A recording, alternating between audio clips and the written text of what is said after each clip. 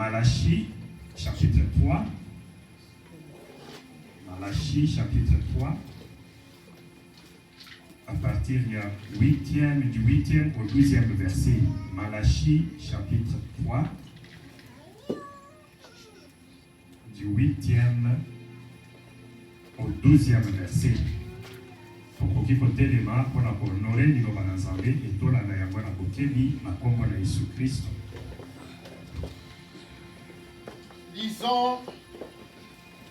Lisons la parole de Dieu dans le livre de Malachie, chapitre 3, à partir du 8e verset jusqu'au verset 12, nous lisons. Amen. Un homme trompe-t-il Dieu? Car vous me trompez. Et vous dites, en quoi t'avons-nous trompé? Dans les dîmes et les offrandes. Vous êtes frappés par la malédiction et vous me trompez, la nation tout entière. Apportez à la maison du trésor toutes les dîmes, afin qu'il y ait de la nourriture dans ma maison. Mettez-moi de la sorte à l'épreuve, dit l'Éternel des armées. Et vous verrez, si je n'ouvre pas pour vous les écluses des cieux, si je ne répands pas sur vous les bénédictions en abondance. Pour vous, je menacerai celui qui dévore, et il ne vous détruira pas les fruits de la terre. Et la vigne ne sera pas stérile dans vos campagnes, dit l'Éternel des armées. Toutes les nations vous diront heureux, car vous serez un pays de délices, dit l'Éternel des armées. Parole du Seigneur. Amen.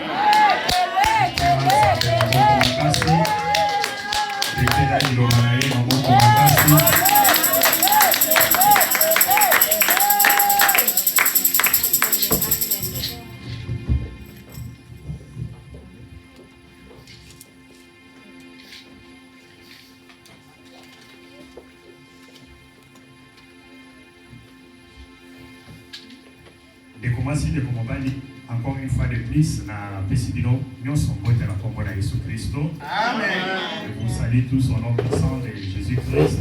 Amen. Depuis un certain temps, nous sommes en train de parler de la délivrance de la malédiction matérielle et financière.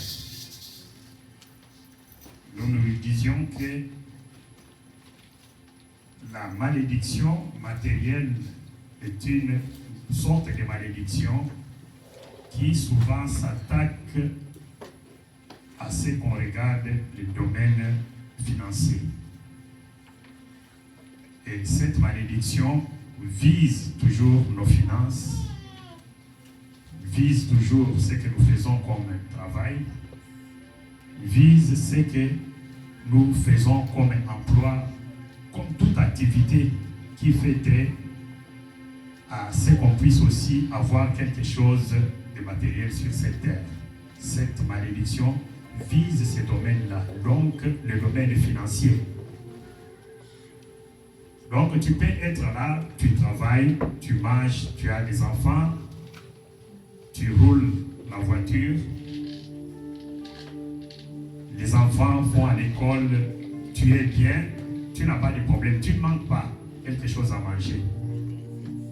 Mais à ceux qui regardent côté finance, mon frère, ma soeur, il n'y a pas de stabilité. Il n'y a même pas d'avancement. Et pourtant, tu es bien. Tu travailles, on te paye chaque 2 semaines. Tu fais tes affaires, tu as toujours un peu d'argent en poche.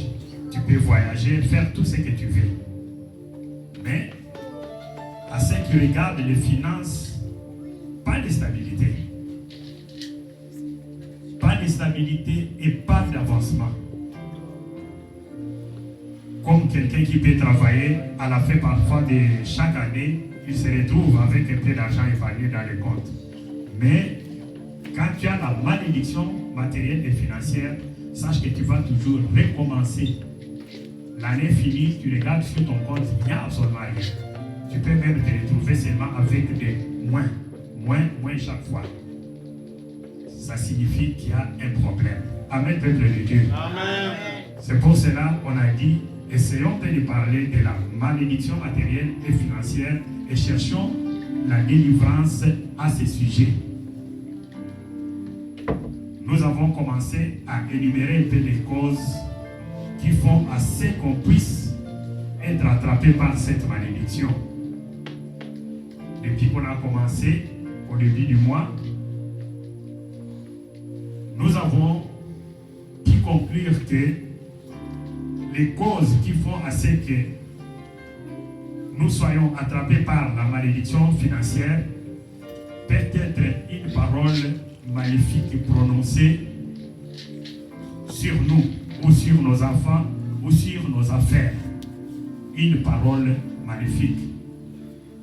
C'est comme ça qu'on a vu dans le livre de Genèse 4, du 11e au 15e verset, nous voyons l'Éternel qui dit à Caïn, maintenant, tu seras maudit de la terre qui a ouvert sa bouche pour prendre le sang de ton frère à partir de tes mains.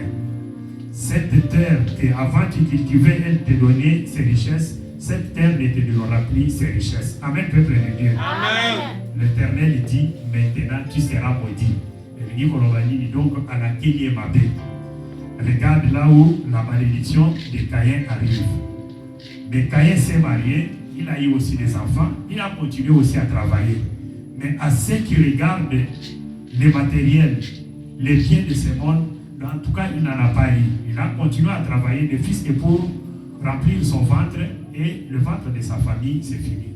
Amen, peuple de Dieu. Amen. Ça, c'était la première cause qu'on a eu, qu'on a pu voir. Nous nous sommes dit que ça peut aussi être ça qui peut faire à ce qu'aujourd'hui, tu ne puisses pas aller de l'avant. Caïn a tué son frère, il a versé le coup, le sang innocent. Et quand l'Éternel est venu, il lui a dit, maintenant tu seras maudit. Tu peux dire que non, Caïn parce qu'il a versé le sang innocent, mais moi je ne l'ai jamais tué. Donc verser le sang innocent, mon frère, ma soeur, ce n'est pas seulement tuer. Tu peux être là, tu as fait peut-être une démarche avec ton frère ou ta soeur. Quand l'argent est sorti, toi tu as pris l'argent, tu as mis dans ta poche et tu es parti. Ton frère ici est resté pleurnicher chaque jour. Ta soeur ici est en train de pleurer à cause de toi. Sache que le pleurs de ses frères ou de cette soeur monte directement à l'Éternel. Et l'Éternel entend sa voix. Et quand il descend dans ta vie, il va voir que non, il y a quelqu'un qui est en train de pleurer à cause de toi. Et l'Éternel ne te bénira pas. Amen, peuple de Dieu. Amen. C'est ça ce qui s'est passé aussi avec Caïn. Caïn a tué son frère et le sang de son frère est monté jusqu'à l'Éternel, crier justice. Quand l'Éternel est venu, il a demandé à Caïn, qu'est-ce que tu as fait? Mais l'Éternel savait déjà que Caïn avait tué son frère. Il lui a demandé, qu'est-ce que tu as fait? Caïn, nous voyons que parce qu'il était déjà devenu du diable, il était déjà devenu du malin, il est parvenu même à répondre à l'Éternel avec insolence pour dire que suis-je moi le gardien de mon frère? Regarde cette façon-là de poser la question. Caïn est en train de parler à qui? À l'Éternel. Suis-je moi? On peut dire, est-ce que donc tu vois un peu à l'Ingara comment ça sonne, non? Est-ce que gardien?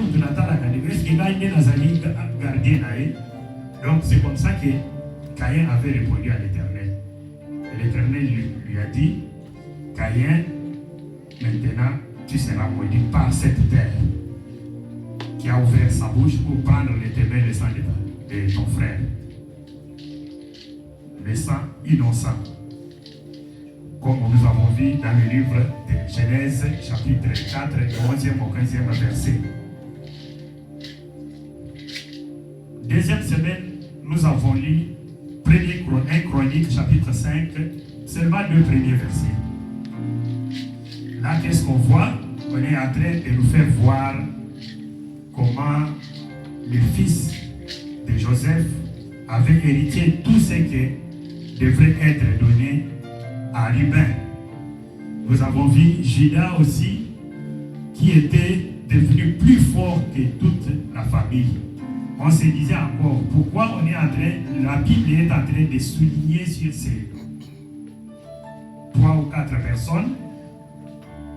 C'était parce que tout ce qui est revenu au fils de Joseph et à Judas devrait être donné à Ruben qui était le premier-né. Quand nous allons lire dans le livre de la Genèse 49, la bénédiction prophétique, c'est là où nous allons voir que Ruben n'a pas pu prendre ce qui devrait être donné à lui. Pourquoi? Parce qu'il avait commis une faute dans sa famille. Il avait fait un scandale dans sa famille. Amen, peuple de Dieu. Amen.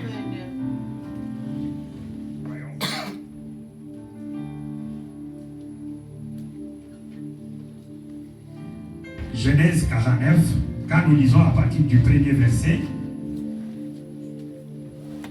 la Bible nous dit, Jacob appela ses fils et dit, assemblez-vous et je vous annoncerai ce qui vous arrivera dans la suite des temps.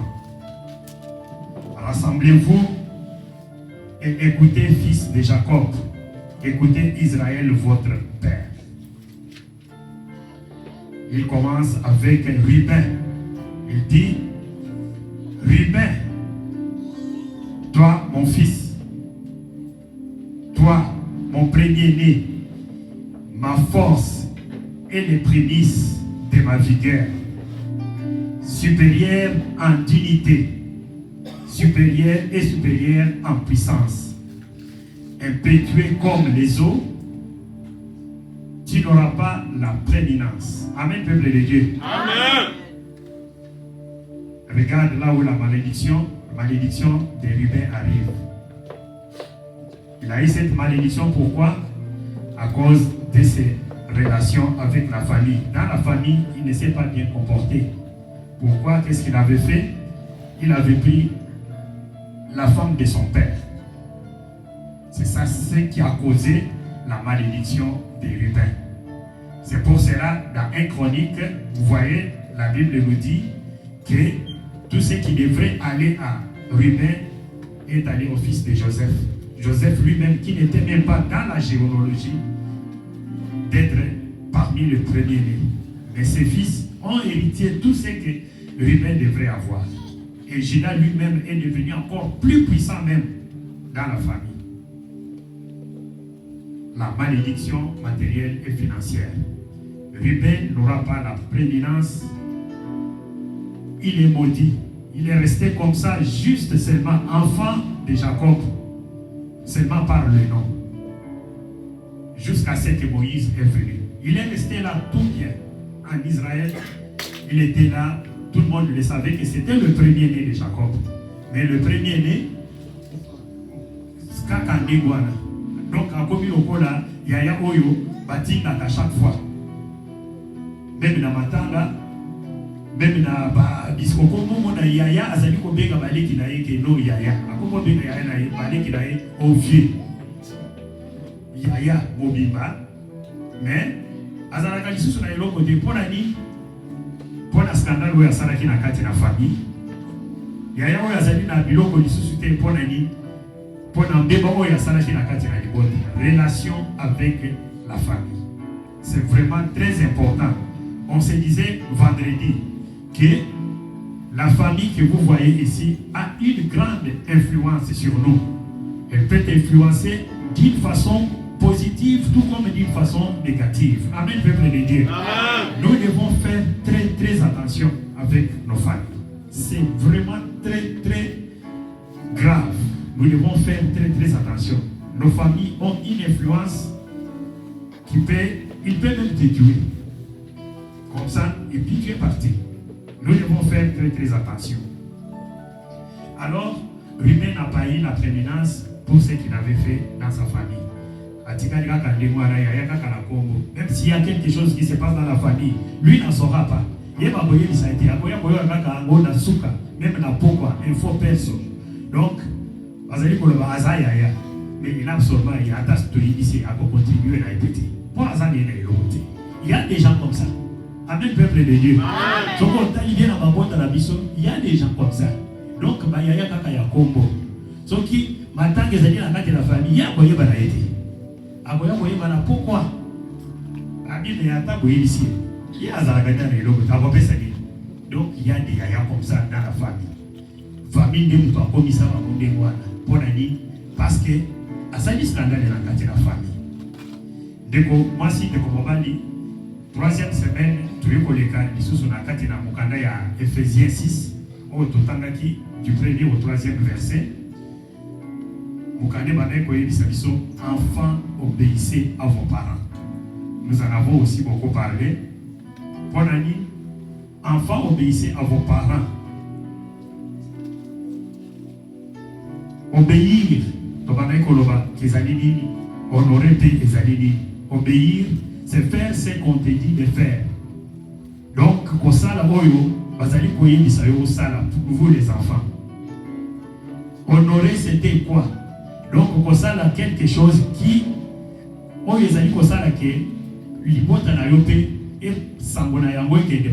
même à l'école, quand vous avez quelque chose, on dit non, non, c'est un enfant bien éduqué. Donc, à partir de toi, on voit tes parents. Donc, c'est ça, honorer la famille. Honore ton père et ta mère. Et ne pas faire toutes ces histoires nous amène aussi à la malédiction financière. Parce que la Bible dit, honore ton père et ta mère pour que tu vives longtemps et que tu sois heureux sur terre. Donc, c'est pour que tu sois béni. Et si tu ne le fais pas, tu as aussi la malédiction. Amen, peuple de Dieu.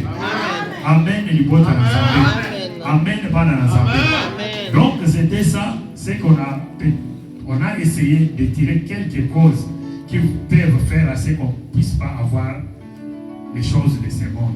On soit toujours malheureux, on travaille, le travail ne marche pas, on va à gauche et bien ne marche, qu'on ne soit pas béni. Ce sont ces causes-là.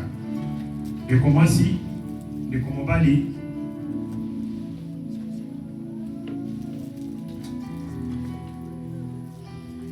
Bukana o papa a outi kotanga discours sikoyo, Malachi chapitre 3, du 8e au 12e verset. Bukane zali koloba. Un homme trompe-t-il Dieu? Est-ce que Moutou a connu Koko sans âme? Moutou, dès que tu vas dire à Oboy, est-ce que Oboy Koko sans âme? Tu peux tromper Dieu? Et ça dit Moutou. Omitona yomoko oyeba pe ndenge nini akopesa yano soki ndenge ozali boyo okoko sanzambe mokande ezali koloba car vous me trompez et vous dites en quoi t'avons-nous trompé. Nous avons même le courage, après avoir trompé Dieu, nous avons même le courage de dire que non, l'Éternel, en quoi t'avons-nous trompé. Comme l'Éternel aussi ne mâche pas les mots, il te répond tout de suite, il dit, dans les dîmes et les offrandes, vous êtes frappés par la malédiction. Vous allez koko ensemble, nani, dîme au futaka, pena offrande, oyo zali ko futa, oyo ozali ko pesa. Kozanga ko pesa dîme na zambe. Koko sanzambe na kati na ba offrande. Makamunos oyo pe ezali kolukela biso ba lidodo na kati na vie. Amen, peuple de Dieu. Amen. Comme tu es là, donc okoma na yo chidamana, donc yo moko ndi butoko be kolia olia ka dim na yo moko ndi kozali boyo. Ofuta ka moti se pas na zambe. Tu ne payes pas. Ofuta ka moti olobi, ya yo di me komi unye, ozoke osala ngo ka mosusu. Obosani ke ezali pas na zambe. L'Éternel azali kolo. Et non me petit de tromper Dieu. Zambe oyo. Bukane zali ko continuer zali ko lobani. Vous êtes frappés par la malédiction et vous me trompez la nation tout entière.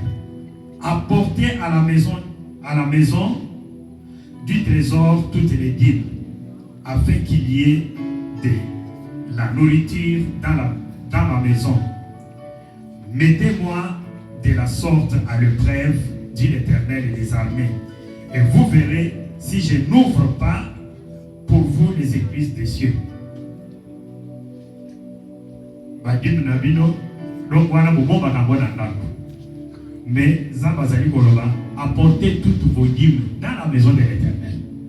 Pour être nakati na ndako ya Nzambe, biloko akolia ezanga te. Bocha en épreuve en amenant ces dîmes.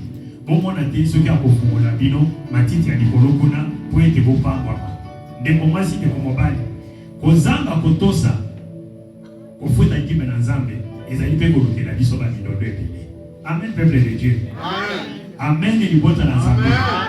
Ezali kolukela biso ba midodo ebele. Et mutu oyo tozali kolukana ye midodo yende mutu apambolaka. C'est l'Éternel qui bénit. Nde mutu apambolaka misala na yo, nde mutu azali kopambola bana na yo. Mais awa sikoyo yo ozali na problème na ye, qui va te bénir? Nani mutu akopambola yo? Maintenant tu as des problèmes avec Dieu. Toyebi ke Nzambe oyo yende mutu apambolaka misala ya bato. Yende mutu asungaka bato. Tango tozali kotanga na kati na mokanda ya Genèse 26, ozali komona ke Nzambe oyo akendeki kopambola Isaac même na mboka mopaya. Na mboka mopaya, Isaac oyo après la mort de son père Abraham, il est akomaki déjà kokima mboka po ete akende kosuka na Égypte lokola son père, comme papa na ye asalaki avant. Mais tango azali kokoma na mboka ya Gera de pa ba Philistin, Nzambe alobi na ye, non, kokende na Égypte te. Vanda wana. Mais place à Vanda, là où il est resté, cet homme était béni à l'oni, à Zubiloko, au centuple de Komasi de Kokobani. Zando ya pambola ki bisala ya Isaac, ne oyo yo ozali na problème. Ozofu te dim na ete. Et bon zando oyo akopambola ondengeni. Amen peuple de Dieu. Amen. Yende mutu apambola. Apambole Isaac na mboka mopaya chez les Philistins. Isaac a commis na biloko ebele na mbongo ebele pe na bato ya misala ebele. Na mboka mopaya apamboli Isaac. Pona nini Nzambe oyo akoki pe kopambola yo te, akoki kopambola yo te mama. Amen peuple de Dieu. Amen. Pona nini Nzambe oyo akoki kopambola yo te. Parce qu'il bénit. Ti na mboka mopaya. Il ne dépend pas, il ne demande conseil à personne. Il ne regarde pas la conjoncture du pays, tout ce qu'il peut faire, ce qu'il demande, il ne regarde pas qu'il y a récession. Après pandémie, il y a eu récession, ceci, c'est. Non, lui ne regarde pas ça. Il ne demande conseil à personne. S'il veut te bénir, il te bénit. C'est bien lui qui bénit. Mais tu as un problème avec lui. Tu es en train de tromper ses dieux.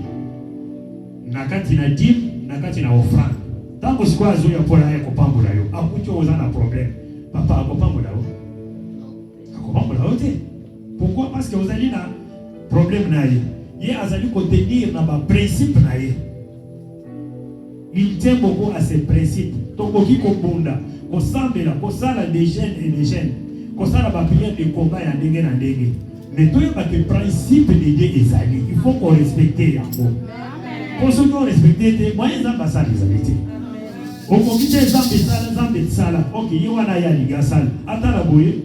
Amoni ke liloba na ezali ko condamner yo akopambola ndenge babiloko nyonso oyo tozali ko yo toyebi yango mais tozo faire passer yango kaka ndenge wana tozo effacer yango plus vite parce que bongo il fallait na futa jib na ye ou bien na tindi yango nano na mboka basela ngai eloko soko eloko paka ou bien na mokona na ye nano après non on a fait mbula na koya kofuta ofra kopesa offrande ya rachat pour Nzambe alibisangai. Amen peuple de Dieu. Amen bana Nzambe. Ba principe ya Nzambe ezali ba principe ya Nzambe. Il faut qu'on respecte yango. Dime mukanda Nzambe ezali koloba apporter toutes les dîmes. Au contraire même bato akala. Ozotala par exemple Abraham tango azali kokende. Kobunda pona ko relâcher batika ndeko na ye loto bakangaki.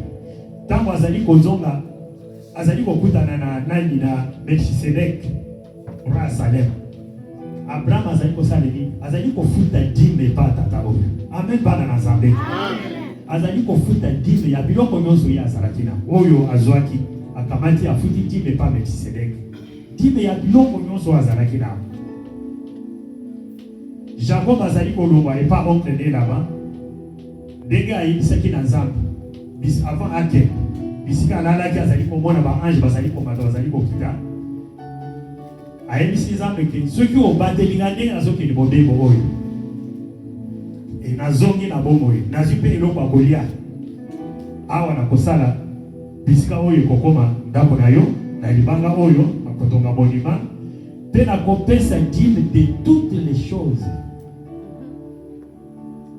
Jacob alobi nakopesa dîme ntango ake epandeko epe anoko na ye là-bas il a eu beaucoup de choses azwi biloko ebele mais ntango azongi afutaki mpe dîme na nzambe apesi. Donc ndeko mwasi ndeko mobali ne pas faire ces histoires. Tozali konéglige yango beaucoup. Nous négligeons beaucoup les histoires de dîme. Ya ekosala nango eloko nini ekosala nango eloko nini te yango nde ozali komona makambo ezali kotambola te. Tozali na kati na l'église de réveil makambo tozali koyebisa na yango polele polele. Tozali na kati ya nde de grâce makambo oyo nyonso tolobi oyo ndeko mwasi ndeko mobali soki quelque part ki condamné osenga nzambe bolimbisi po ete na mbula oyo obika mpe loboko na nzambe. Amen peuple de Dieu. Obika mpe loboko na nzambe. Nzambe amona yo mpe atala mpe na miso ya mawa atala mpe ya yo bana na miso na mawa ndeko mwasi ndeko mobali. Biso tozali kokosa ye chaque fois ozali na ndimi te obie nazwi asali nano bamakambo mosusu après eleki mpe kaka ndenge wana ozoconsidere même pas ça non plus. Mais nzambe azali koyebisa biso papa s'il te plaît oyo kotanga na kati na mokanda ya AG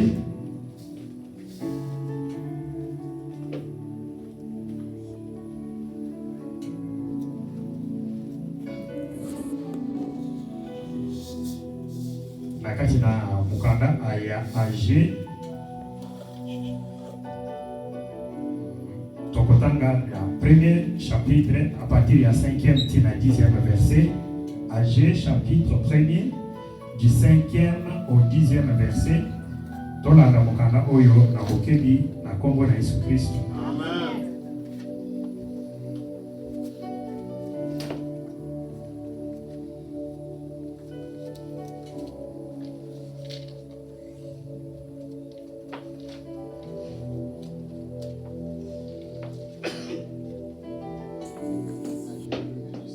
AG chapitre 1er du 5e au 10e verset. Lisons la parole de Dieu dans le livre de AG, chapitre 1er du 5e au 10e verset. Nous lisons. Amen. Ainsi parle maintenant l'Éternel des armées. Considérez attentivement vos voies. Vous semez beaucoup et vous recevez peu. Vous mangez et vous n'êtes pas rassasiés. Vous buvez et vous n'êtes pas désaltérés. Vous êtes venus et vous n'avez pas chaud. Le salaire de celui qui est gage tombe dans un sac percé. Ainsi parle l'Éternel des armées. Considérez attentivement vos voies. Montez sur la montagne, apportez du bois et bâtissez la maison. J'en aurai de la joie et je serai glorifié, dit l'Éternel. Vous comptiez sur beaucoup, et voici, vous avez eu peu. Vous l'avez rentré chez vous, mais j'ai soufflé dessus. Pourquoi, dit l'Éternel des armées? À cause de ma maison qui est détruite, tandis que vous vous empressez, chacun pour sa maison. C'est pourquoi les cieux vous ont refusé la rosée et la terre a refusé ses produits. Parole du Seigneur. Amen. Amen. Bana Nzambe. Amen. Yo mutu ozali kokosa Nzambe na kati na dîme pe offrande yoka Nzambe ndenge azali koyebisa yo mokanda oyo papa atangi. La Bible nous dit considérez attentivement. Ainsi parle maintenant l'Éternel des armées. Considérez attentivement vos voies. Considérez attentivement vos voies. Ndeko mwasi ndeko mobali mukande lingi koloba ndenge ozali wana ozala mwana papa maman jeunes et vieux. Laissez d'abord tout ce que en train de faire, considérez attentivement ce que oyo yo ozali na kati na kosala na bonga oyo. Ezala mosala na yo, ezala classe na yo, que ça soit même tes affaires. Considérez ça attentivement. Tala yango malamu. Yo mutu ozali butu moi, jime na nzambe ozali kofuta te, offrande te ozali kofuta te, ozali kokosa na nzambe. Considérez attentivement bazera na yo. Mukande ozali koloba, vous aimez beaucoup. Vous aimez beaucoup. Olona kamingi, mais vous récoltez peu. Tu es en train de travailler. Vous allez kosala busala depuis 5 heures du matin, tu n'es minuit ezokoka. Dès que vous allez kosala par heure supplémentaire depuis des mois et des mois. Mais récolte nango ezalini. Zéro. Bakoki pe kofuta mbongo wana. Oye nango pe ovandi na yango. Ozali kofuta ndime na Nzambe na makambo na mbongo wana te. Mbongo wana pe okomona na maboko pe ezali koliwa kaka boye. Nde okoyoka kuna moto azali kobela tinda. Kuna moto ngekufi kende obongisa. Kuna oyo nyongo wana ozalaki na mokona bakomi kobenga bazotika ba message. Pona ni parce que vous allez kofuta ndime na Nzambe te. Nde mokande ezali koloba considérez attentivement vos voix. Tala makambo misala oyo ozali kosala. Vous semez beaucoup, mais vous récoltez peu. Vous osez l'on a été mais l'iloko, tant vous allez koya pona ozwa. Tu as acheté beaucoup de marchandises. Au binisi bango ebele. Tu as fait même des conteneurs. Au binisi bango ebele tu as mis. Au semé. Mais si qu'on récolte na ngoyo mokota la ezalini. Et l'oko ezate. Vous avez toujours de perte en perte. Tu as fait des heures supplémentaires. Au bininda kutombo ozali kozonga minuit. Bafuti wa pe bongo wana. Mais après bongo wana osali na mwili. Elimo na maboko boyeloko na mwili ngalikaya. Nyonso ezali pona nini ndeko? Parce que vous allez kokosa Nzambe. Vous allez kokosa Nzambe. Mukana na Nzambe ezali ko continuer ezali koloba. Donc tu travailles beaucoup mais vous allez kozwa eloko te.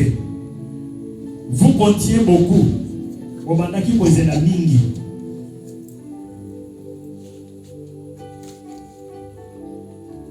Ezali ko pesa pe ba biloko ebele mukanda na Nzambe ezali koloba. Vous semez beaucoup et vous recueillez peu. Vous mangez et vous n'êtes pas rassasiés. Vous buvez et vous n'êtes pas désaltérés. Vous êtes vêtus et vous n'avez pas chaud. Pour la nuit, ezali kutuna yoboko obituna. Cause ezali que ozali kokosa Nzambe na dîme, ozali kokosa pe na offrande. Okomi onati elamba mais oyoka kaka mali. Okoki pe kolia mais ezala ici la kaka te. Ne commence de komobali. Mukande ezali ko continuer ezali koloba le salaire de celui qui est à gage tombe dans un sac percé. Soki ozali na kokanga banakati na bakambo oyo ozali kofuta dîme na Nzambe te. Okoyi pe ko récolter. Otie na poche na yo. Mais yeba ke na poche wana ezali na madusu. Ezali ko bimba pe ikei. Tala ya yo lifuta. Donc okanisi ke non, okoyi ko épargner, mais loko yo ochaka na lokola na panier wana ya madusu ye kotonda mukoloni. Nyonso opona ni parce que ozali ko respecter. Kofuta dîme na Nzambe te. Ozali kokosa Nzambe. Ndeko mwasi ndeko mobali. Makambo oyo tozali koyebisana yango po ete atuka efongola pe biso makanisi toyeba ndenge nini ya ko se comporter makambo na Nzambe ezala kaka boyo parce que okotika lozali ko sambe na banda to koti pokwa des années et des années ozomona makambo ezali ko tambola te rien ne marche okoki pe ko ya ko bima pe oya ko changer pe lingomba onono na lingomba oyo ngoyeza te okoki pe ko koma na makambo wana et pourtant problème ezali de yoboko. Vous allez respecter ma principe en Nzambe. Nzambe oya kopambola yo ndenge. Comment il va te venir? Ya azali mwana mutu te mpona koya kobalusa makambo bien kosala ce qui est écrit que tolobaka chaque fois. Liloba ya Nzambe oyo déjà ça commis ya mwana ekomani. Moi va changer ngo ezali te. Akoya ko changer ngo te mpona yo. Il n'y a pas quelques minutes awa. Nazoka va vient nazali koloba na kati na adoration kaka il n'y a pas longtemps. Ezali po ete bisala ezali ko kende liboso te de oya koloba ke nzambe azali te. Nzambe azali. Yo moko te ala pona nini bisala ezali ko kende liboso te. Est-ce que vous respectez la Bible dans ça? Vous allez pas pour ça là. Ce n'est pas que Dieu paresseux. Tu vous occupez pas, vous occupez de ça là.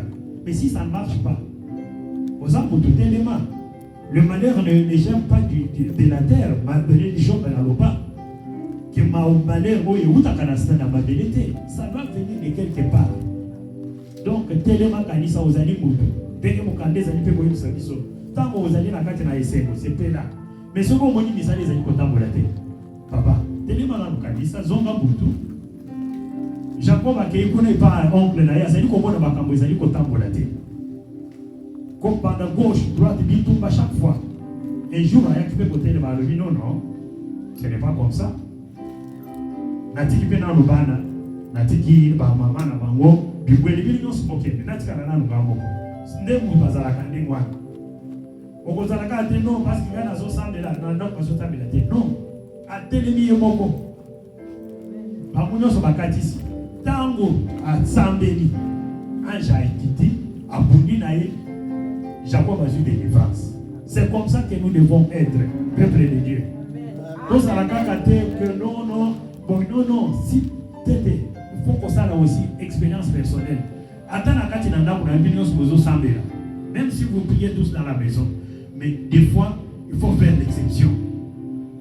Enfant, moi na yomoko, au téléminano, au salinano, carême na kati na ndako na yobino, ba parents ne peuvent pas y battre, que tu es en train de prier.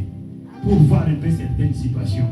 Peut-être ma camarade classe na yo les alliés deni, il y a eu ma camarade des alliés deni, on peut fuka sans deni. Yomoko sans que les autres le sachent. Tu peux même intercéder, envoyer beaucoup de difficultés dans ta famille. Tu peux même intercéder pour ta famille. Au téléminano, au bani ko sambela, yomoko sans que tes parents le sachent même. Tu pries pour ta famille. Amen, peuple de Dieu. Amen, les mots dans vous comptiez sur beaucoup. Et voici, vous avez peu. On a causé la ligne.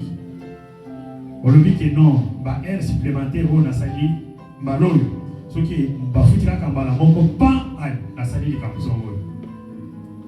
Jour kaka ke non il faut bacha le bon wana na compte téléphone déjà il s'est là qui que de ko ina okona kiwa na zobela so ki otindi ta kokufa et yemba la boko allez c'est parti au moins on que les situation normale on ne refuse pas d'aider mais pour la nini yo kaka mokolo yo zali ko zo bongo wana kaka ndio zali ko zo appel téléphone que non il faut osunga de boko kuna et tu trouves ça normal? Tu trouves ça normal? Kaka moment, au moment où paye check et côté na compte, donc avant que tu aies déjà des cambrissés, il y a qui osent là. Et il y a la moko qui. Et pourtant, il y a pour compter que non bon ya bala oyo. So que comme il bala moko, na longo du paye dim na ngana futi, na sali boy. Et à la fin, ils allaient OK de na makambo mususu oyo okana ki ata kututi. Oyo okana ki kututi de commencer de kubaki. Mukande zali pour continuer. Vous comptiez sur beaucoup, et voici, vous avez peu. Vous l'avez rentré chez vous, mais j'ai soufflé dessus. Oh, wana umano kanisa keno, na keno kocha na kofuta jimte na bomba na ngona ndako na kosa na ngoli ka bogobo. Zamba la ndango pe kuna na ndako. Akula ngo mupepe. Ona mwingine to no, il faut futa mutu ke baby. Yeye asala kaka ndengwa. Kaka jour anaende okomona mutu ke baby pana moko ya kosakana. Donc ende kaka bo 1500. Oko magala boy nono awa tuka afato simba mutu ka oyo pesa nanu 1000. Pona ni parce que kimati tango bafuti oyo yango tango jango na maboko okimi nango ke ko bomba na kolibino na kofuta ndi msikote. Totala nano yebu kokande na ya kofuta. Mukolo di bazozela. Leo sikoyo olibike kofuta ngo après. Alobi OK c'est bien tokota. Anani amona ndako. C'est ça ce qui se passe dans la vie à Batundé aux Aliboy. Chaque fois aux Alaganabon na maboko, tu ne parviens même pas aux Alikomona kozwa motema ozo kateke oke de kopesa dîme na église. Ozo kateke oke de kocha offrande. Obombia ngona ndako. Tango ebunga kawana, Zambe nde mutu akakufuna mopepe. Amen bana na Zambe. Amen. Zambe nde mutu akakufuna mopepe. Soki oyebaki yango te, yeba ngo apatira lelo. Azali koloba nini? Vous l'avez rentré chez vous, mais j'ai soufflé dessus. Pourquoi? On a dit qu'il a foulé mon pépé, dit l'Éternel des armées, à cause de ma maison. Pendant qu'on a eu, vous allez compter la moitié. Vous allez compter la moitié. Au compte à capter dans l'église, vous voyez quand on s'embellit au bénite. Vous voyez qu'on va dire que non, na son bata, moi frère, nacha awa, nacha pekuna, kobakisa, dans dege, mama espérance à son baboui. Yo ozali kaka ngokota pe obibi okei oyo koloba te porte wana en tout cas place wana oto bomba kama piano et bedina lukata babongisa yo kozala kola te comme mata ba papier ya nini ya toilette rien kaka drume kobeba en sozo mona bazobeta bazobunda na okotu na teke no drume bebini okenda ta oluka eloko tozali ko bunda na ba micro. Point ni bikwe baneko yemba te eske na ko iko yo za la ponate yo ya yo ezali ozi okeko tana ndako nzamba azali ko loba ni po azali ko fula mo pepe na yango pona ni parce que ozali ko kipe ndako na ngai te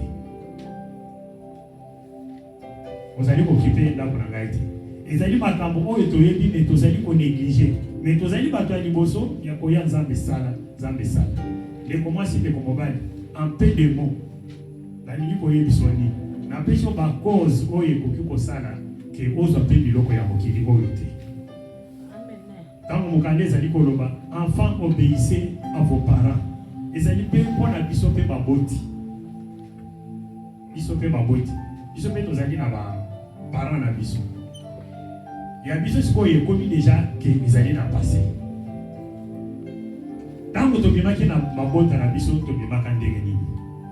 Tobimaka na lipamboli ou bien tobimaka kaka ndenge wana parce que famille ezali na influence makasi tobandaki kotosa mpe baboti na biso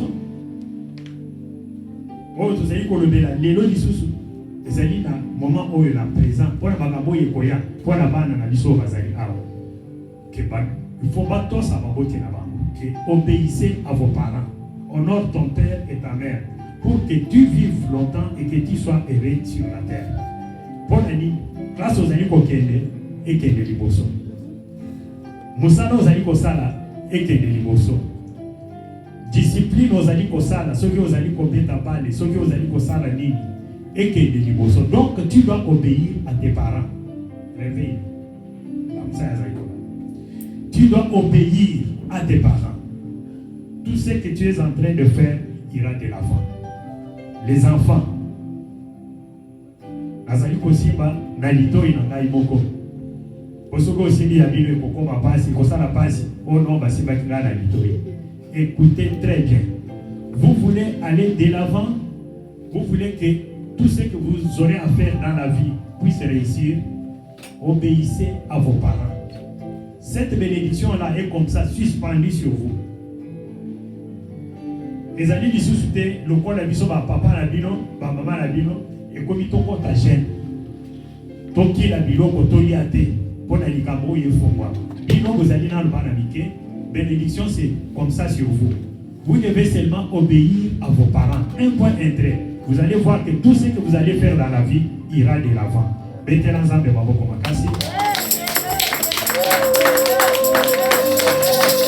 Mettez l'ensemble de Babo Komakasi.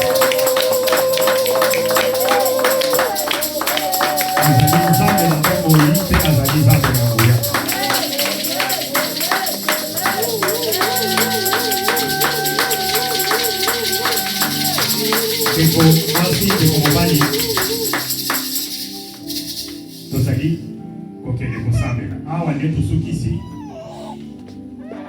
makambo oyo yo na ngai tobiki koyebisana tobiki kosolola depuis 4 semaines maintenant. Donc moi oyo ya février mobile nyonso oyo mpona nini tobika bolamu lokola tozali na kati ya année de grâce. Nzambe atala mpe biso na biso ya mawa, atala bana na biso ya mawa. soki ke tosalaki mbeba na kati na bafamille tokende liboso na Nzambe tosenga bolimbisi Nzambe oyo ayokela mpe biso mawa totelema tozali kokende kobondela.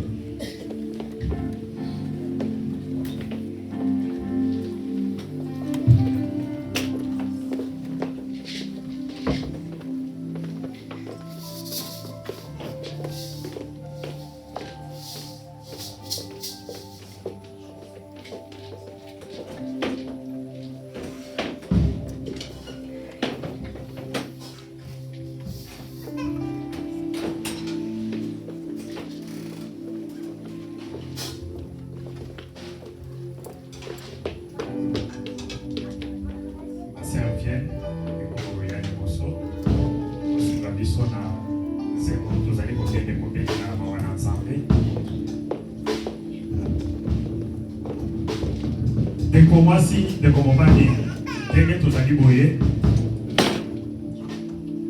tango tobima mpe na kati na mabota na biso tozali mpe tobimaki peut-être nani pamboli te tosalaki mpe mabe na baboti na biso tolobela bango mpe makambo peut-être oyo ebandaki kosepelisa bango te ube ndenge tozali boye na kati na vie tosala ba démarche songolo na mutu biso tokamati tobeli ebongo wana mutu azali na kati na bokende kolela mutu moi mwa Nzambe apambola mpe biso ezali te okoki kozala ndenge ozali boye tosala ba scandale na kati na famille oyo esalaki bapara na biso bazala honoré te oyo esalaki totosa mpe baboti na biso te. Mais lelo tokomi kobika makambo oyo ezali yango te na kati na vie tosimba tosala bisala ezali kokende liboso te tosimba oyo ezali kokende liboso te na pokwa ya lelo tokende liboso ya bokonzi na bakonzi soki ozali kose retrouver ntango ozali kozonga nsima moke ozali komona ke en tout cas likambo nasala esepelisaki baboti na ngai te esepelisaki ndeko na ngai te azali na kati na kolela butu moi ngonga ekoki tozali kokende kobelela mawa na Nzambe tosenga bolingisi soki omoni ke ndenge ozali boye ya yo ndimo obandaki kolia ngo kaka yo obandaki kofuta te senga bolingisi epa na Nzambe yebisa na Nzambe ke nabandaki kokanisa ke non nabandaki kosala malamu me ezalaki mabe. Je ne faisais pas du bien. En tout cas, ce n'était pas bien ce que je fais. Tosenga mawana Nzambe bisika ozali kokende kozwa position oyo okozwa mais tosenga Nzambe atala biso na mawa tobeleli mawana Nzambe na kombo na Yesu Kristo.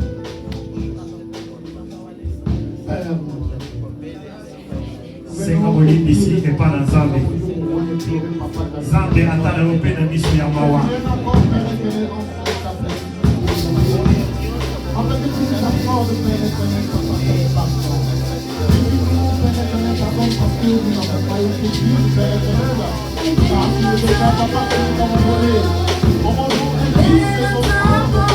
senga bolimbisi epa na Nzambe demande pardon à l'Éternel. Vous les enfants qui n'avez pas obéi à vos parents, demandez pardon à Dieu. Vous les parents qui n'avez pas eu le temps de venir donner la dîme à l'église, vous avez trompé l'Éternel dans les offrandes.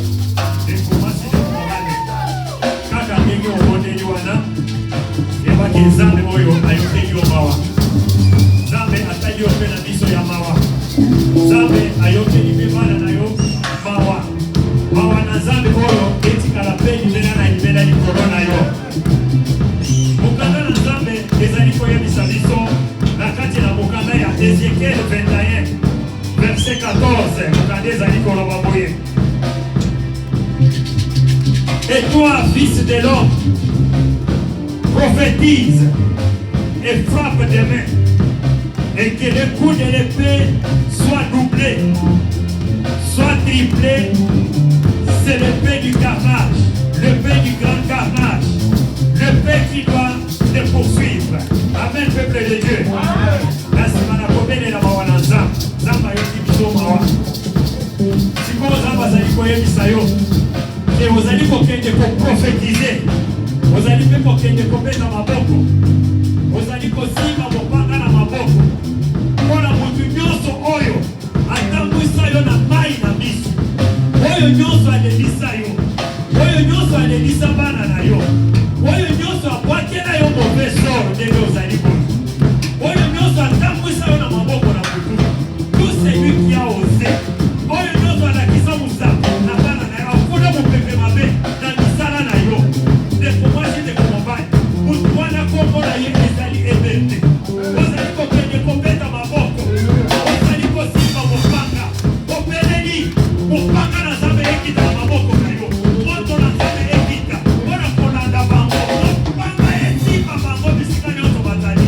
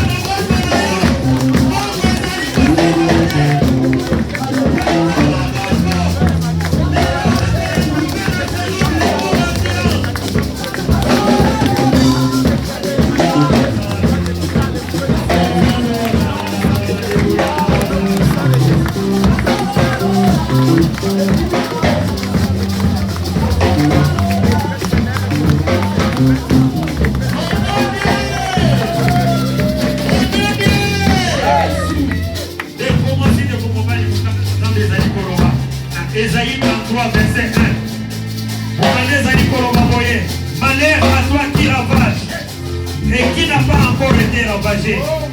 Qui pille et qu'on n'a pas encore pillé. Quand tu auras fini de ravager, tu seras ravagé.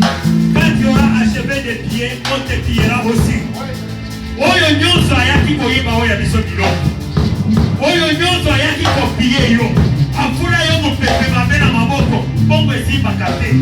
Oyo nyonso ayaki na kati na ndako na yo. Alongoli kimia, azongisi desordre. Alongoli mayele na kati na bana. Azongisi makambo ezali ya kote. Oyo nyonso ayaki na kati na bongo na yo. Oyo nyonso ayaki koyiba ya yo bongo. Kopie opesa ye, ke nazali kosalisa ndeko. Akamata ndeko tana kopro po. Yo epai boyo komi kokauka. Konga ekoki lelo tozali kokende kopie bango. Tozali kokende kosala atterrissage forcé na kati na monde de ténèbres. Ozali kopie biloko na bango nyonso ezali kuna. Bongo oyo bango bazwaki ozali kopie, ozali kopanza ba kopro po. Ozali kopie mabana ya bana. Ozali kopie bisala. Ozali kopie intelligence ya bana. Ozali kopie bomengo ya libota. Ozali kopie vie spirituelle ya libomba. Nyonso ozali kokende kopie.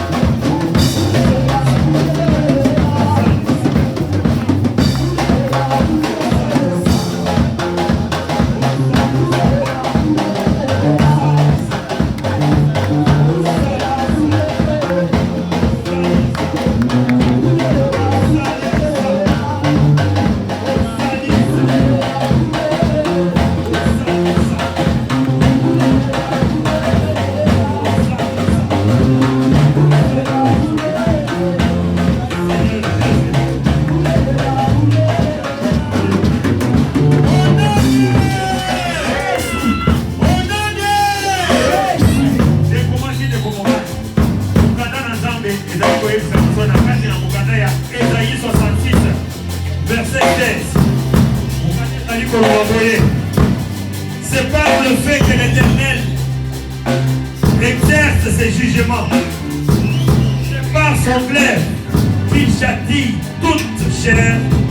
Et c'est que tuera l'Éternel, ce sont en grand nombre. Amen, Amen, peuple de Dieu. C'est par le fait que l'Éternel exerce son jugement.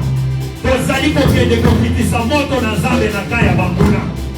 Bisika nyonso basangani na ngonga oyo bazali kosala makita mpona biso, mpona bana na biso. Biso tozali kosimba moto na maboko. Ozali kokende kosifandra bango na kombo na Yesu Kristo. Yeah!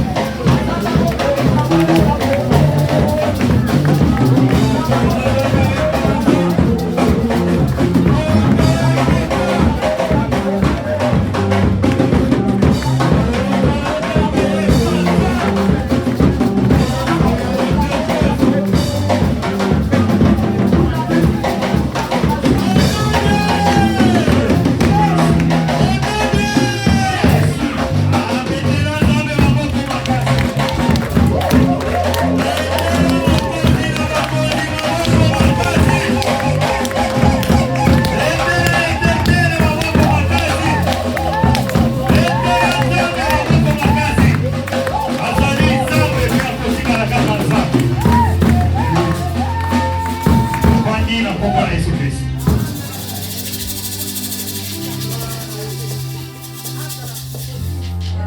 Alléluia. Akotika na takansa. Ngekomasi ndekomobali. Baoyo nyonso wana babandaki koya. Koya kotungisa yo, koya kosalaki yayo lisaleki de liboso te.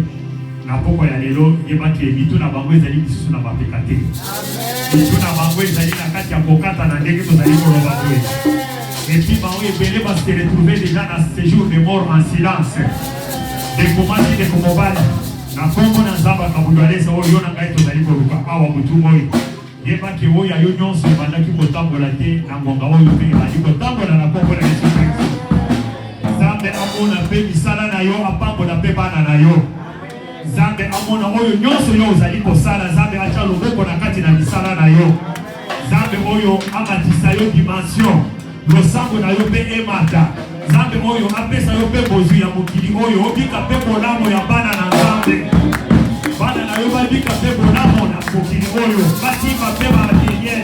Bana bisika nyonso bazali kokende ezala na classe ezala na badiscipline bazali kosala. Bango nyonso bakende liboso na kombo na Yesu Kristo. Bango nyonso babika bolamo na kombo na Yesu Kristo. Baoyo babakaki koyoka te na ndako aleki te ezoke na bango na kombo na Yesu Kristo. Baoyo babandaki koyoka te koyoke na bango te aleki te ekote na bango na kombo na Yesu.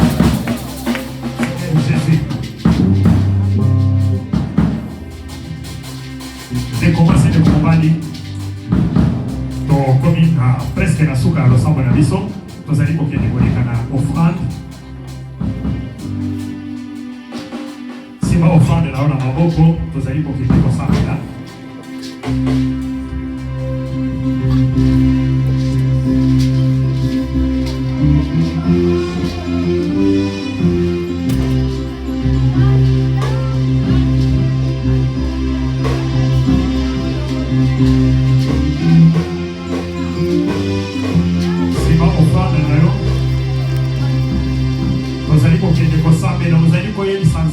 Et papa, Nanzela ya offrande oyo nazali kopesa lelo. Nanzela na offrande na ngai oyo makambo na ngai nyonso na bandaki kosala ebandaki kotambola te ebanda mpe kotambola. Ozoyebisa Nzambe na yo ndenge wana. Ozoyebisa ke Nzambe ke offrande oyo nazali kopesa lelo ezali lokola offrande ya bashal papa. Makambo nyonso oyo na bandaki kokanisa ke nazali kosala malamu et pourtant na bandaki kosala mabe. Napesi offrande oyo Nzambe olibisa mpe ngai, olibisa mpe libota na ngai, olibisa mpe bana na ngai. Makambo malamu ekota mpe na kati na libota. Lisala ya bana na ngai mpe kende liboso, baklase ekende liboso. Biloko bana bazali kosala badiscipline na bango ekende liboso. Bana oyo bazala banda kodistingue ezala na baklase, ezala bisika nyonso bazali koleka kaka na nzela ya offrande na ngai. Ozali kosambela yo moko papa, ozali kosambela yo moko mama, osimbi offrande na wana na maboko, tobondeli na kombo na Yesu Kristo. Sambela mpona offrande. Sambela mpona offrande na yo na maboko, yebisa Nzambe maloba. Yebisa Nzambe maloba. Yebisa Nzambe maloba ndeko. Na nzela ya offrande na yo, Nzambe akambola mpe ya yo libota. Nzambe akambola mpe oyo ya yo libota. Akambola mpe oyo ya yo misala. Na nzela ya offrande. Na nzela ya offrande. Nzambe ambola mpe ya yo libota. Atala mpe oyo ya yo libota na biso ya mawa. Nzambe apesa mpe misala. Baoyo bazali na misala te, Nzambe apesa bango misala. Baoyo mbongo ebandaki kosimba na maboko te, ezoya kaka ezali koleka. Na nzela ya offrande oyo Nzambe atanga bandusu na maboko. Nzambe amimonisa mpe na kati na bongo ya oyo ya biso mabota. Nzambe apesa baoyo bazali koluka misala, apesa bango misala kaka na nzela ya offrande oyo. Baoyo babandaki kobela bakika mpe kaka na nzela ya offrande oyo. Baoyo babandaki kozwa musala te bazwa mpe musala kaka na nzela ya offrande.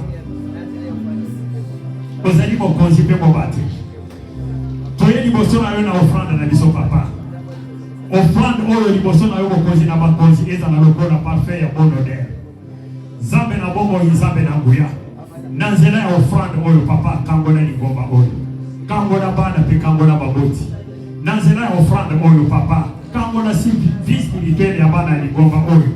Na nanzela ya offrande oyo mokonzi na bakonzi mema bomengo na kati na bango mokonzi pesa bango ba oyo biloko oyo nano batikala kozwa te bandika mpe loboko na yo kaka na nzela ya offrande oyo nzambe batelema mpe baya kotatola kombo na yo ozali nzambe na bomoi ozali nzambe na nguya ozali mokokisa bilaka tobondeli yo bongo na kombo na Yesu Kristo nous disons amen. Banda kocha offrande na biso.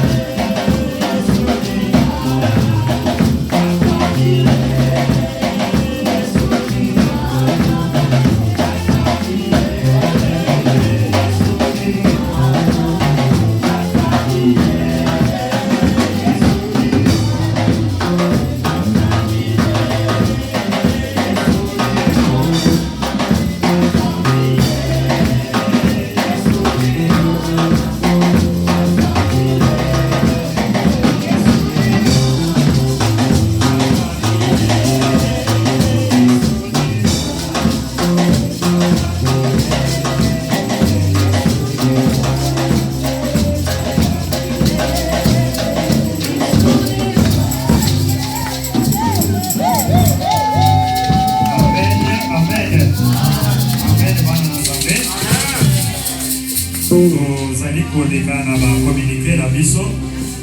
Oyebi déjà que mercredi tozalaka na losambo ya ba mama à partir ya 18h 19h chaque mercredi et à partir ya 19h tozali na losambo ya combat spirituel toujours awa na kati na Lingomba. Jeudi dès que tobandaki jeudi passé to komis oyo kota na intercession na bandeko na biso oyo bazali na Kinshasa na cadre ya partenariat oyo tozwaki awa na Pasteur Trésor ba partenaire nyonso tokomi kokutana sikoyo chaque jeudi na 20h. Donc mutu nyonso oyo azali na kati na groupe WhatsApp Balasima, jeudi passé, il s'en a maquillé parce que Mouto a tindaki lien, a tindaki kaka dengwana a tindi na groupe na biso WhatsApp te. A tindi batu mukende mutu bazwaki lien wana. Mais jeudi oyo tozali ezali koya, donc mutu nyonso oyo azali na groupe WhatsApp na biso oyo to créé awa. Na biso nyonso tosi tozwaki message wana, tozali déjà connecté. Donc, à partir de 19h45, on s'est connecté déjà au Kokuta lien. Déjà, parce que à partir de lien,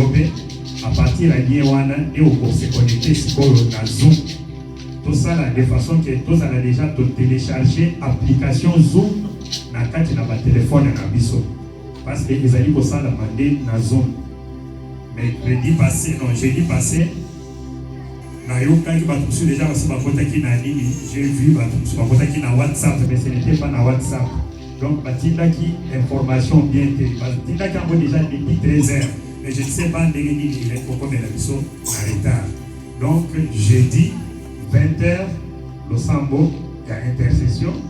À partir de Kinshasa, on a 2h du matin. Ça prend juste 1 heure. Donc, partenaire Nyonso pour se connecter pour participer à l'intercession. Ceux qui vous allez attendre pour se connecter. Dans la même page partenariat, déjà, tu as créé email transfert. Papa Olivier a continué dans WhatsApp. Dans ma partenaire Nyonso.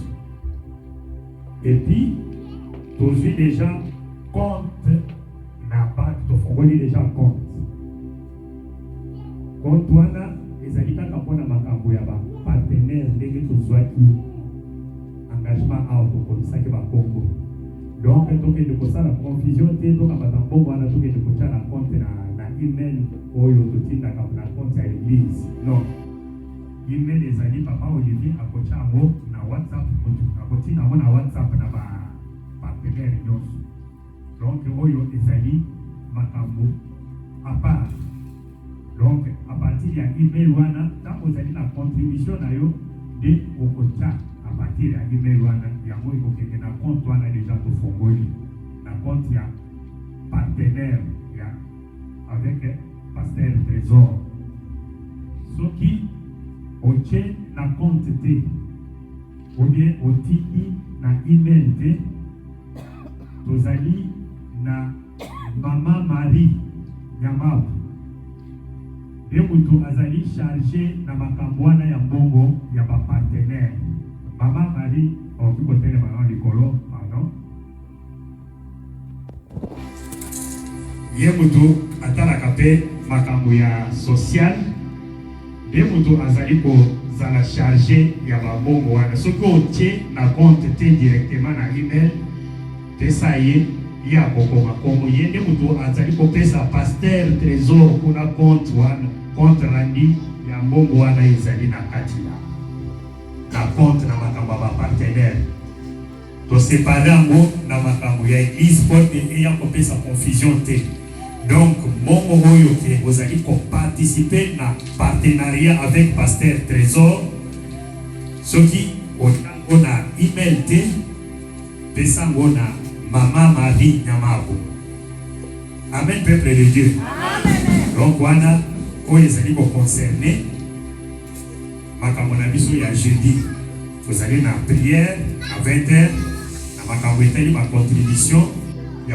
Parce que c'est au mois déjà il y a février et c'est l'équipe donc on va pour la mission à Toronto Montréal on va se faire banda qui va se faire pour moi va prendre la bango va banda qui déjà coacha mission de on va dans mois de mars parce que moi déjà ici février déjà ici na mois de mars les sports tous allez commanda coacha pe bango tous allez commanda pour compter à partir du mois de mars bon wana ya partenariat so vous allez na $5 na yo vous allez na $10 na yo au moins que ceux qui ont reçu na email et pour ça na boulot pesa na Maman Marie Nyamabu akokoma azali ko enregistrer nyonso sans stambo ici apesi rapport na pasteur Trésor kuna na Kinshasa. Vendredi tozali na losambo na biso ya combat spirituel. Coran les a la répétition chaque fois à partir de 18h. Bazali ko keleti 20h. 20h et koki balamoko bango basilisi tobandi balamoko losambo ya combat spirituel. Samedi tokutana ka pe awa na boyi pendant 1 heure, à partir de 11h, 12h, un groupe d'intercession. Intercesseur.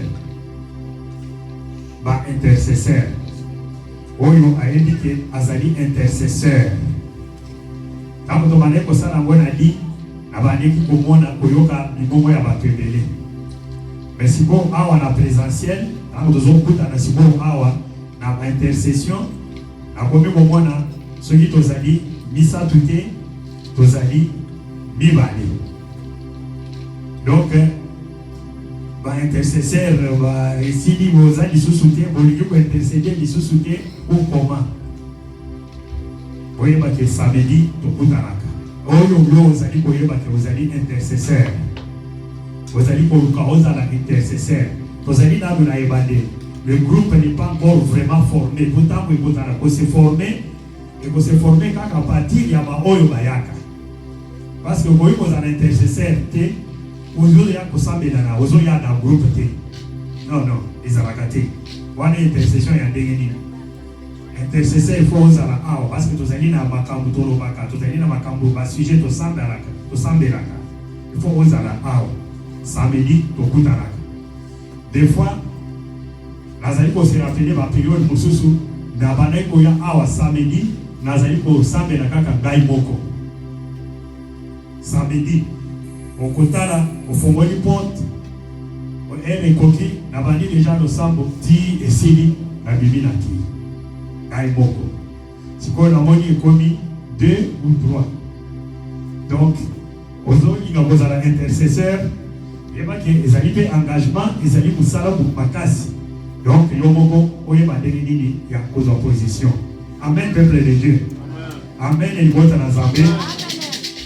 Maman m'a dit pardon, pour que vous ayez des choses à voir, vous allez pour que vous ayez des choses à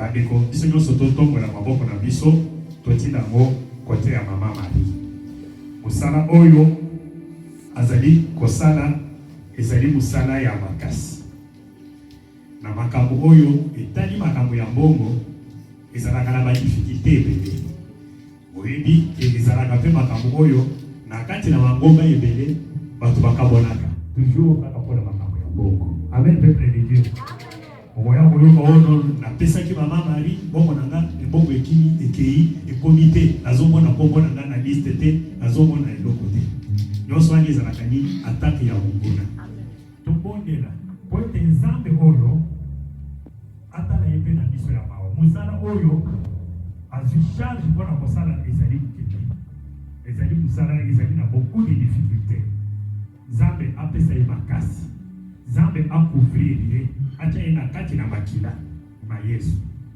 po ete atake nyonso ekoya autour na ye ekuta ye na kati na makila ma Yesu ezonga bisika yo wuti parce que bato bakoya bakoloba makambo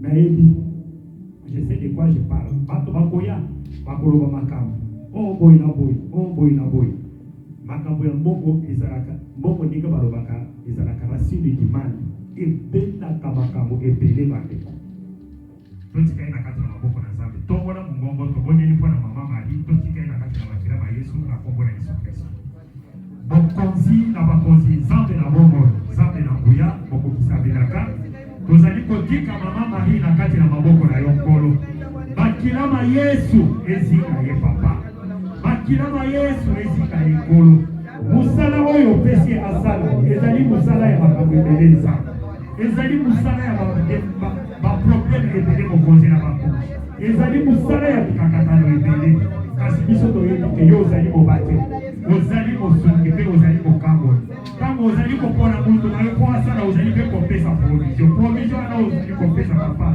ezali kaka protection na yo okamba ye papa osunga ye na kati na mosala oyo azali na kati na kokende kosala papa loboko na yo ezala likolo na yo bisika nyonso azali koleka motu oyo mokonzi na bakonzi kontakte nyonso ye azali kozwa mokonzi na bakonzi ozala liboso na ye obatela ye mokonzi na bakonzi obatela mpe oyo aye libota Nzambe na bongo obatela mpe oyo aye misala Nzambe na nguya ayeba ndenge nini ya kosala mosala oyo opesi avec détermination, ayeba ndenge nini ya kosala mosala oyo azali kosala na kati na bosembo nyonso. Yo ozali nzambe na bomoi, ozali nzambe na nguya, ozali mokokisa ya bilaka. Tika papa molimo na yo ekita likolo na ye, molimo na yo esunga ye papa. Yo ozala toujours liboso na ye nzambe na bomoi, na décision nyonso ya kozwa, na bademarshe nyonso akoentreprendre, ozala toujours liboso na ye. Ozali nzambe na bomoi, yo ozali nzambe na nguya, ozali mokokisa ya bilaka. Tika kombo na yo komama. Au nom puissant de Jésus-Christ, nous disons Amen.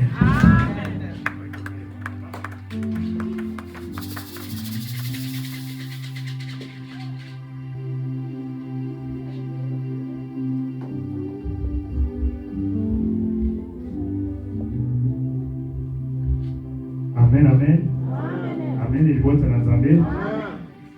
Ba micro nyonso pe oyo asanfi ba bateli esili. Mwana ta de komoko na suka wa ayo bakya bosonde na biso ba bateli ya ba micro oyo na kombo na Yesu Kristo. Amen pe belije. Amen bana Nzambe. Tokomi na suka ya losamba na biso.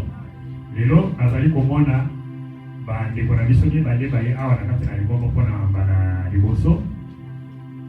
Bakotelema tokoyamba bango tokopesa bango mpe mbote akoyebisaka kombo na yo mpe nani mutu ainvite yo. Maman asaye mbala na mbala yaka mais mwana nde la fille natikali komona ete c'était déjà venu ici une fois. Bamama nyonso mibale bino oyo bozali kuna na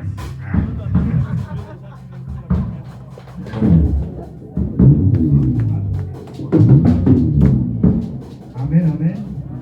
On peut dire que c'est ça qu'on va prendre la vie, non? Vous nous dites seulement le nom de qui vous a invité. Et c'est tout. Je comprends le nom. Comment tu t'appelles? Mon nom s'appelle Ketia. Ketia? Ok. Là, qui t'a invité?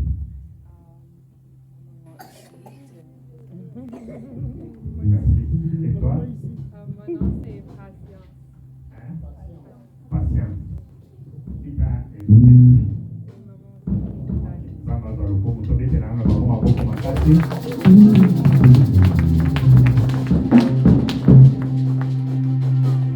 Ketia Patience bazali bana ya mama. Bana ya mama yaka yebuku. Lelo bakope bakomi invité. Baebe na kati na bomba. Tobete na mama na kwa maboko makati basi famille na kati na uteni kokola. Maman, est-ce que Asaya a une autre fois?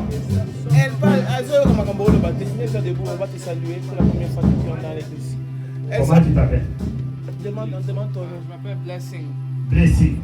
C'est la première fois que tu viens, non? Blessing Azali, mwana ya mama, Rose. mama Rose, Azali, mopaete Azali mwana nanga.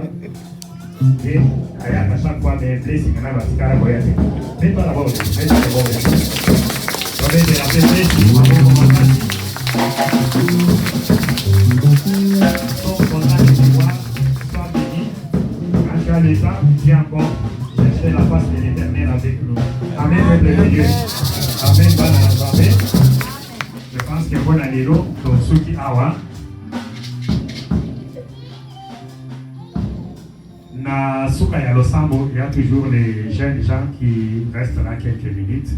Oyo bazali kosala makambo ya losambo, ils restent là quelques minutes. Na suka ya losambo, les enfants qui se réunissent toujours là au coin, ils peuvent rester encore quelques minutes, même pendant 20-25 minutes. Totalement, tozali kokende kobondela na kombo na Yesu Kristo.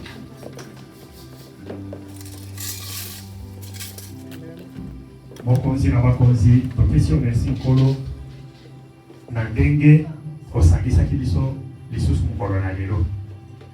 Topesi yo merci mpona liloba oyo opesi biso papa, tika ete liloba oyo esala mosala oyo edimeli avant ezonga epai na yo nzambe na bomoi. Topesi yo merci mokokisa bilaka mpo oyo ozali nzambe na bomoi, ozali mpe nzambe na ngolu nyonso. Awa tosilisi papa tozali kobanda kozonga epai na touti. Nzambe na bomoi ezala liboso na biso. Quel que soit moyen de transport oyo biso tokozwa papa, yozala mokonzi. Tindenge tokokende kokoma lisusu bisika tokouti nzambe ngolu nyonso totelema mpe lisusu tokomisa kombo na yo. Ozali nzambe na bomoi mpe yo ozali nzambe na nguya. Totiki semaine oyo tobandi na kati na maboko na yo nkolo. Tika ete oyo nyonso mpe ekosalama ezala toujours conduit par la puissance du Saint-Esprit. Ozali nzambe na bomoi mpe yo ozali nzambe na nguya, yo ozali mokokisa bilaka.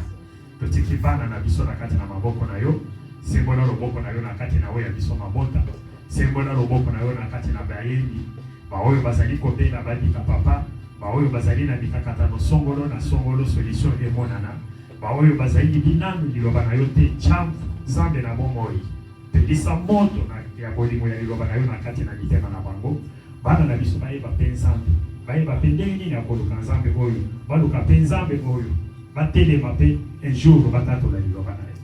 Ozali nzambe na bomoi mpe ozali nzambe na nguya, ozali mokokisa bilaka nzambe akabudwalesi.